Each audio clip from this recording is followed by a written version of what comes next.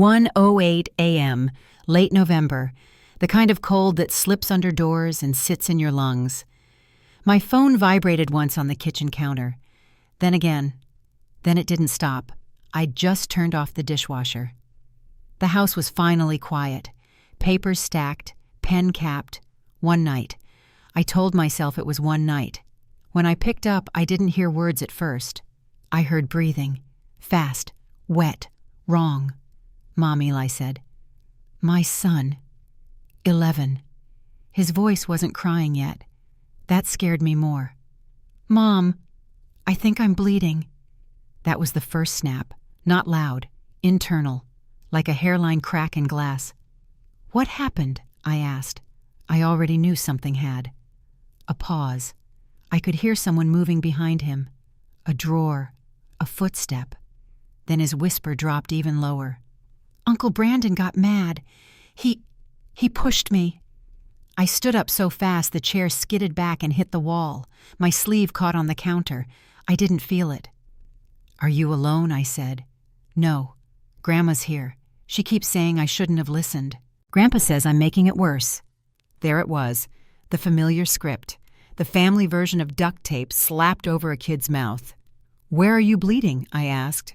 "My arm. And my cheek hurts." "Mom, there's glass." That was the second snap, something sharper, closer to rage. "Listen to me," I said. "You stay where you are. Don't touch anything. I'm coming." "Mom." His voice shook now. "Uncle said not to call you. He said no one would believe a kid." I didn't answer that. I couldn't. I was already grabbing my keys. If you've ever had family treat you like you don't matter, if you've ever watched adults protect each other while a child paid the price, hit like, subscribe, stay with me. Because this didn't end at the door. It ended in handcuffs. I was out of the house in 20 seconds. No coat, no bag, just keys and the phone burning in my palm. I'm Renee Caldwell, 39, legal aid attorney. I spend my days in rooms where adults swear they didn't mean it, where children learn the word accident before they learn long division. That night, an emergency case had pulled me across town, court-ordered, no delay. I'd called my parents. They'd insisted. "Just leave him here," my mother said. "Brandon's home. We'll watch him." I hesitated. I always did. Brandon was my younger brother, the one with bad luck and worse impulses, the one everyone explained away. It's one night my father said, "Don't be dramatic." I should have trusted the knot in my stomach. The drive blurred, red lights, empty intersections. My hands shook on the wheel, but my voice stayed calm. Years of practice. Panic is a luxury I never learned to afford. "Eli," I said through the speaker, "talk to me." "He's yelling again," he whispered. "Grandma says I'm embarrassing the family." That was the third snap. A clean break. "Put me on speaker," I said. "No," he breathed. "He'll hear." A man's voice cut in anyway, too close to the phone, too casual. "He tripped," Brandon said. "Kids do that. You always make everything legal." I pictured him. Broad shoulders, that smug tilt to his mouth, the way he liked to sound reasonable. "Get away from my son," I said. "Relax." He laughed. "You're not here." Click. The line went dead. I hit the gas harder. Tires screamed. Somewhere behind my ribs, my heart did too. When I pulled into my parents' driveway, the porch light was on. Too bright. Like a stage. The door opened before I knocked. My mother stood there, hands wringing a dish towel that was already clean. "Renee, you're overreacting," she said immediately. "Not hello, not are you okay?" He shouldn't have been listening to adult conversations. I stepped past her. Eli was on the couch, pressing a throw pillow to his arm. Blood soaked through the fabric in dark blooms. His cheek was swelling fast, turning that ugly purple kids get when they've been hit, not fallen. I dropped to my knees in front of him. "Hey," I said. Soft now. Controlled. "I've got you." He looked at me like he wasn't sure I was real. Then he broke. He said I was spying. Eli choked.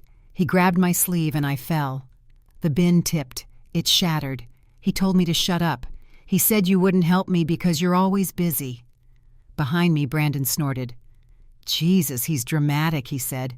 I barely touched him. I stood. "Get your jacket," I said to my parents. "We're going to the hospital." "That's unnecessary," my father said. "We can clean it." Brandon already called it in. "Called what in?" I asked.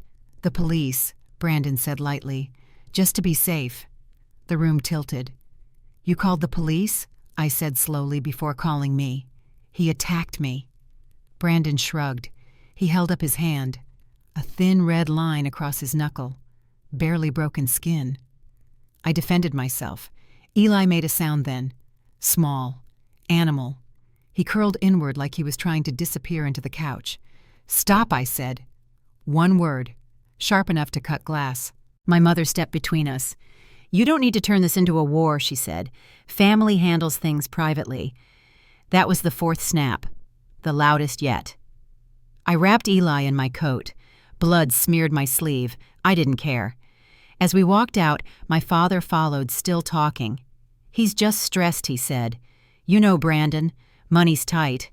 He didn't mean I turned on the porch. "If one more person explains my brother to me," I said quietly, "someone is leaving in cuffs." Silence, finally. In the car, Eli's teeth chattered. Not from the cold. "Mom," he whispered. "Am I in trouble?" I swallowed. "No," I said. "You're the reason trouble ends." He nodded, trusting me with everything he had left. As I pulled away, I saw Brandon in the mirror, arms crossed, smiling like this was a misunderstanding he'd win. That was the moment I decided. This wasn't going to be smoothed over. It wasn't going to be forgiven. And it sure as hell wasn't going to stay in the family. The ER doors hissed open like they were tired of secrets. White light, antiseptic, the low hum of machines pretending this was a calm place.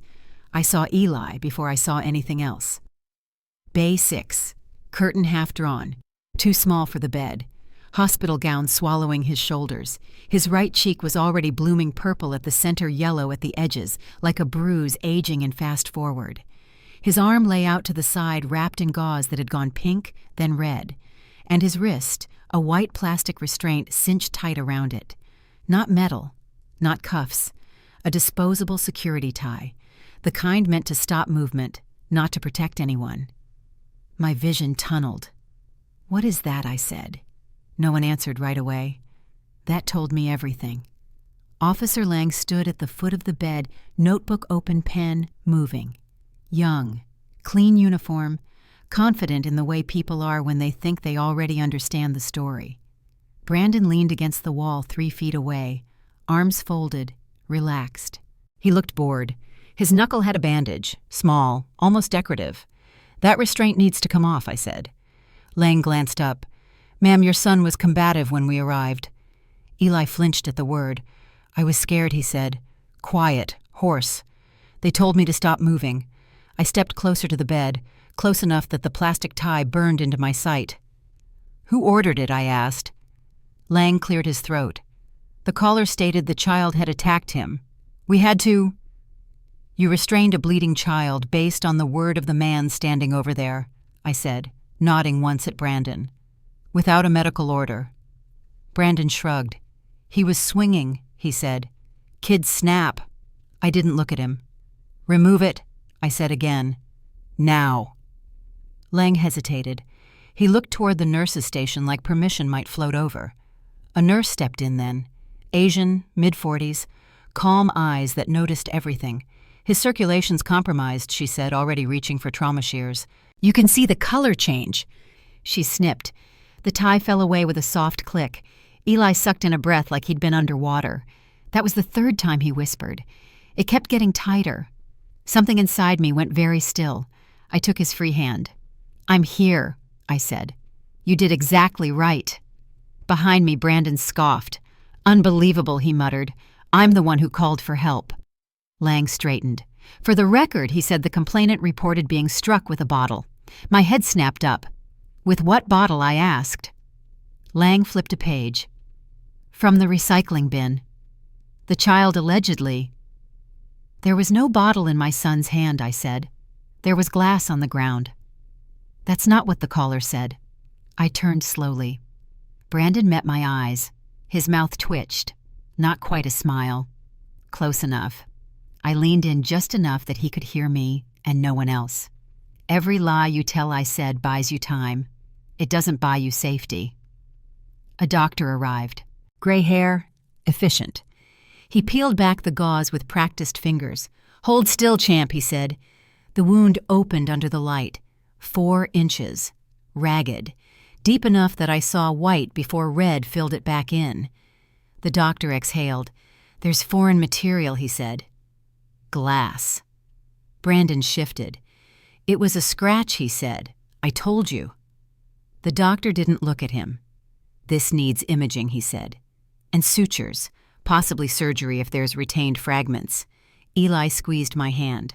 Hard. "Am I in trouble?" he asked again. "No," I said. My voice didn't waver. "You're injured." Lang's pen paused. "Officer, I said I want the name of the supervisor on duty." He frowned. "Ma'am, I also want the body cam IDs for every officer who entered this room. And I want the hallway cameras preserved. No overwriting." Silence spread. The kind that makes people suddenly aware of policies. Lang swallowed. "I'll call it in." He stepped aside, radio crackling. Brandon laughed under his breath. "You're really doing this." I turned my body fully, now putting myself between him and the bed, blocking his line of sight. "Yes," I said. "I am." He leaned around me. "You always had to win," he said, "even when it's family." I didn't move. "Family doesn't restrain children," I said. "It doesn't lie to police, and it doesn't stand untouched while a kid bleeds." That was when Sergeant Morales walked in. Tall, graying hair, the kind of posture that didn't ask questions twice. He took in the room in 3 seconds. The restraint on the floor, the open wound, Brandon's bandage. His eyes landed on me. "Caldwell," he said. "Morales," I replied. Recognition flickered. Courtrooms, late nights, cases that went sideways. "What's going on?" he asked. Lang launched into the report. The caller, the alleged attack, the restraint for safety. Morales didn't interrupt. He just watched. When Lang finished, Morales stepped closer to the bed. "How old?" he asked Eli. 11, Eli said. Morales nodded once. Then he looked at the discarded tie. "Who authorized that?" he asked. Lang shifted. "I did." Morales' jaw tightened. "Without medical clearance. He was moving. He was bleeding." Morales cut in.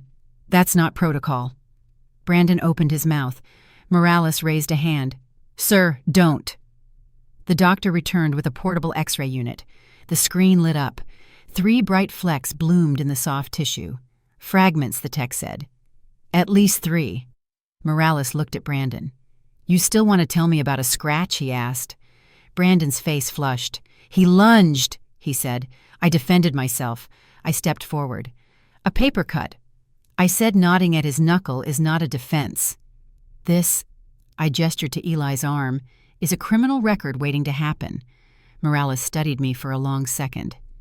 "Do you want to pursue this?" he asked quietly. I didn't hesitate. "Yes." He leaned closer, lowered his voice. "There may be exterior footage," he said. "A neighbor. Angle's not great, but it covers the yard." I felt the last piece lock into place. "Pull it," I said. Morales nodded once. Then he straightened. "Officer Lang," he said, "secure the scene. Preserve all recordings." This just escalated. Lang's face drained of color. Brandon took a step back. Eli's fingers tightened in mine. I bent down, my forehead touching his. "This is where the lies stop," I whispered. Behind us, Morales' voice was calm, measured. "We can request the footage," he said softly, "if you want to go all the way." Morales didn't say another word. He just tapped his radio once and walked out. The room felt smaller after that, like the walls had leaned in to listen. Eli was wheeled toward imaging. I stayed beside him until the doors closed, my hand still warm where his had been. When they took him, something in me wanted to follow. Another part knew better. This was the hinge. I needed to be standing when the door swung. Morales returned 10 minutes later with a rugged tablet tucked under his arm. "Come with me," he said. We stopped just outside the bay, close enough that I could see the drip chamber counting seconds, far enough that Brandon couldn't hear. Morales angled the screen toward me. "First," he said, "the call." He tapped play. Static. Then a dispatcher's calm voice. Too calm. That professional softness that assumes control. "County 911, what's your emergency?" Eli's voice came through thin and fractured, breathing fast. "Too fast. He pushed me," he said. "Please." A thud cut him off, hard, hollow, the sound of bone meeting something unforgiving. "Hey!" Brandon's voice slurred into the line. "Close, dominant, stop moving." Another sound, glass exploding, not tinkling, bursting. Eli screamed then, high, uncontrolled, the sound kids make when they don't have words yet. My jaw locked. Morales scrubbed the timeline forward. The call ended with Brandon saying he attacked me over Eli's crying. "Timestamp," I asked.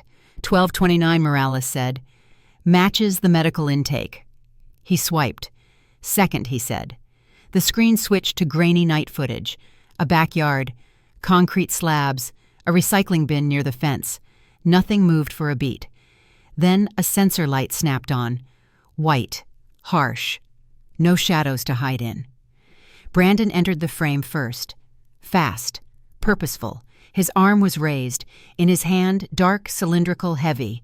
Eli backed away, step by step, hands up, empty. The bin tipped as Eli's heel caught the edge. The lid flew. Bottles shattered like gunshots. Brandon surged forward. The feed froze. I stared at the object in Brandon's hand. Not a bottle from the bin. Something intact. A jar. Thick glass. "There," I said.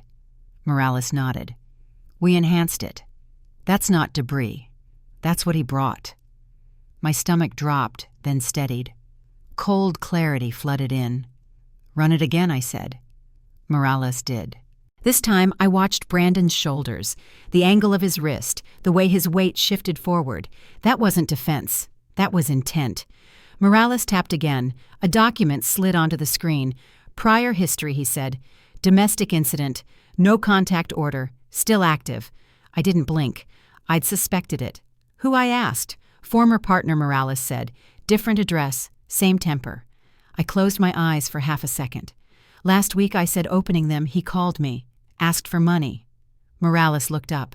4 figures, I continued. Said he needed to reset. I said no. Morales exhaled slowly. "And tonight, he used my son," I finished, "because I was unreachable." We heard Brandon before we saw him. His voice carried down the hall, animated, wounded. "I did the right thing," he was saying. "I called for help." Morales straightened. "Time for a statement." They brought Brandon to a small room with glass walls. He sat fast like a man who believed speed was leverage. I stood behind Morales, not inside, watching. Brandon saw me and smiled. "Told you," he said through the glass. "She always does this." Morales hit record. "Start from the beginning," he said. Brandon launched in. The kid was nosy. The kid grabbed a bottle. The kid tripped. The kid panicked and blamed him. "He hurt himself," Brandon said, leaning back.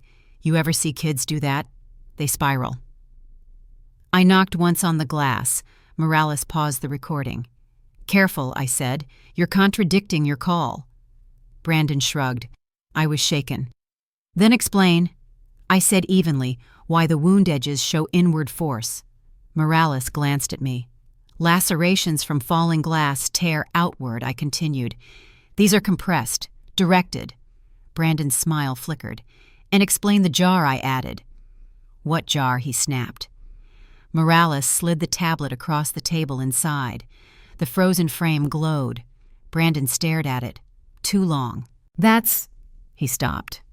"Restarted. That's from the bin." "The bin didn't have intact jars," Morales said. "We photographed it." Brandon leaned forward. "You're twisting this." I stepped closer to the glass. "Chain of custody," I said. "Document the injuries. Photograph the scene. Bag the fragments separately. Swab the jar." Morales nodded. "Already done." Brandon stood abruptly. "This is insane. He did it to himself." "That's your final version?" Morales asked. "Yes." Morales pressed stop. "Then we're done here." He opened the door. Brandon tried to step past him. 2 uniformed officers appeared like punctuation. "Sir," one said, "hands behind your back." Brandon laughed. Short, disbelieving. You can't be serious. Morales lifted the cuffs, real ones this time. Steel, heavy. Brandon Caldwell, he said. Voice flat, you are under arrest for assault on a minor and filing a false police report. The first cuff clicked. Brandon's face changed then. Not anger, not fear. Shock. He twisted toward me. Renee? I met his eyes. This is what no looks like, I said. The second cuff closed, metal on metal, final. Down the hall, a monitor beeped steadily. Eli's heartbeat, strong, unapologetic. Morales guided Brandon away. As they passed the bay, Eli looked up through the glass. His eyes found mine. I nodded once. The evidence had spoken. The rest was just paperwork. My parents arrived like a weather change. Loud, sudden, impossible to ignore. Shoes squeaked on linoleum. My mother's voice reached me before her hands did. Oh God, Renee. She broke into sobs on cue. This has gone too far. Please, please don't let this tear the family apart. My father followed half a step behind her, jaw, tight eyes, already defensive. He didn't look at Eli first. He looked at me. It was an accident, he said. You know how Brandon is. He didn't mean to hurt anyone. Eli lay propped up on the bed, arm bandaged, cheek swollen. He watched them quietly, like he'd learned something tonight and wasn't sure if he was allowed to say it out loud. I didn't raise my voice. I didn't argue. I asked one question. Who paid his debt tonight? The words landed flat, heavy, no emotion, just weight. My mother's crying stuttered. She pressed the oversized purse tighter against her side fingers, digging into the leather like it might disappear. What debt, she said too fast. My father shook his head. Renee, now is not the time. I took a step closer. Not aggressive, surgical. Brandon asked me for money 3 days ago, I said. $4,200. Said it would buy him breathing room. I said no. My mother's eyes flicked away. That's not what this is about, my father said. You're making connections that I knelt down slowly, pretending to adjust my shoe. The purse sagged open just enough. Paper. Thick. Official. Perforated edge. I slid 2 fingers inside and drew it out. A receipt. Fresh. Time-stamped. A cash advance from a title loan office across town. $4,200. Same number, same night. The room went silent. My mother gasped. That's private. Private, I repeated, standing, like lying to police, like restraining a child. My father reached for the slip. I moved it out of his reach. You didn't help him, I said. You financed him. Again. My mother's shoulders collapsed. He was desperate, she whispered. He promised it was the last time. Desperate men don't corner children in the dark. They don't grab glass. They don't threaten silence. I turned slightly so Eli couldn't see the receipt anymore. He tried to shake me down through my son, I said. And you're standing here asking me to forget it. My father's voice hardened. You don't turn your back on family. I looked at him then. Really looked. Family doesn't turn children into collateral, I said. My mother reached for my arm. Renee, sweetheart. I stepped back. That receipt goes to the ADA, I said. Tonight. My father paled. You wouldn't. I already am. I nodded toward the nurse's station. And I want them removed from this wing. My mother recoiled. We're his grandparents. And he's my client, I said. And my son. A nurse approached, professional but firm. We're going to ask you to wait in the family lounge, she said gently to my parents. Hospital policy. My father opened his mouth to protest. I didn't look at him. As they were escorted away, my mother turned back, once eyes glassy, confused. He's still your brother, she said. Was I answered? The hallway swallowed them. Eli let out a breath he'd been holding too long. They think I lied, he said quietly. I sat on the edge of the bed and brushed his hair back from his forehead, careful of the swelling. They think whatever helps them sleep, I said. That's not your job to fix. Down the hall, a commotion broke the sterile rhythm. Brandon's voice, raised, ugly. You think this is over, he shouted. You did this, Renee. You ruined everything. 2 officers moved him past the bay hands on his arms. He twisted toward the glass eyes, wild. Tell him, he barked, pointing at Eli. Tell him what liars get. Eli stiffened. "That threat I said loudly stepping forward needs to be documented." Morales appeared instantly. "Heard it," he said. "On record." Brandon laughed sharp and cracked. "You can't protect him forever." Morales tightened his grip. "Enough." They dragged Brandon away, his voice echoing down the corridor, until distance finally did what reason couldn't. Eli's hand found mine. Cold. Steady. "Is he coming back?" he asked. "No," I said. "Not near you." A phone buzzed in my pocket. Unknown number. I stepped just outside the bay. "Caldwell," I said. "Renee," a woman's voice replied. Calm, precise, Priya Desai. "ADA on call." I closed my eyes. "Yes, we've reviewed the preliminary," she continued. "The footage, the medical, the restraint issue, and the receipt," I said. "I have it." A pause. Then good. I could hear papers moving on her end, the sound of a decision forming. "If you're willing," Priya said, "we can move fast. Emergency hearing in the morning." For what I asked. "A temporary no-contact order," she said. "Expanded. Permanent if the judge agrees." My grip tightened on the phone. "With your parents included," she added, "given the evidence of financial facilitation." I looked through the glass at my son. Bandaged, brave, watching the world like it might turn on him again if he blinked. "Yes," I said. Priya didn't hesitate. "Then we do this tonight." I ended the call and went back to the bed. Eli searched my face. "What now?" he asked. I leaned close so only he could hear. "Now," I said, voice low and unbreakable, "no one gets near you without my permission. Ever again." Outside, the ER hummed on machines, footsteps, lives intersecting and moving past each other. But something had shifted. The family story had cracked, and this time the truth was the loudest thing in the room. The hearing took 12 minutes. No gallery, no reporters, just a narrow courtroom that smelled faintly of old paper and coffee. I sat with Eli beside me, his feet not quite touching the floor, his arms still wrapped, but clean now. Healing. He leaned into my side like he'd done when he was small. Not scared, just grounded. Brandon entered through the side door in county blues, wrists, cuffed, eyes dull. He didn't look at us. That was fine. I'd stopped needing him to. Ade Priya Desai stood crisp and untheatrical. She didn't argue. She presented. Video stills sequenced. The sensor light snapping on. Brandon's arm raised, Eli stepping back. Medical photos, clean, brutal. Depth, direction.